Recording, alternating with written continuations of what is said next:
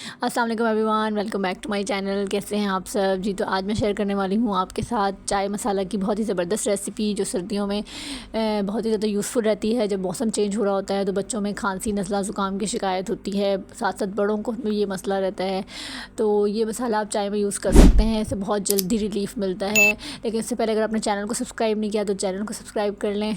अच्छा, यहाँ पर मैंने इसके लिए 1 स्पून के करीब इलायची ली है। फिर मैंने इसमें एक जायफल का आधा टुकड़ा लिया है। ये इस तरह से जायफल जो है गोल फॉर्म में होती है, आप इसको ऊपर से इसका छिलका रिमूव करके इसको फिर तोड़ लेंगे तो इस तरह इतना हमें आधा चाहिए होगा। 4 to 5 मैंने इसमें सिनेमन स्टिक ली हैं, 3 बड़ी इलायची ली हैं, 2 स्पून मैंने इसमें सौंफ लिया है।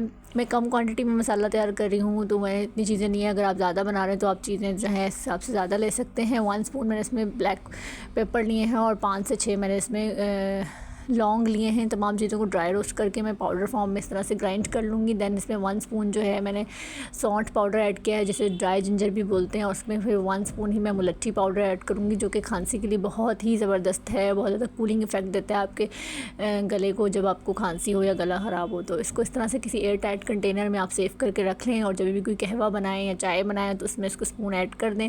बहुत ही यूज़फुल रेमेडी है। अगर वीडियो पसंद आई हो तो लाइक एंड शेयर करना ना भूलिए।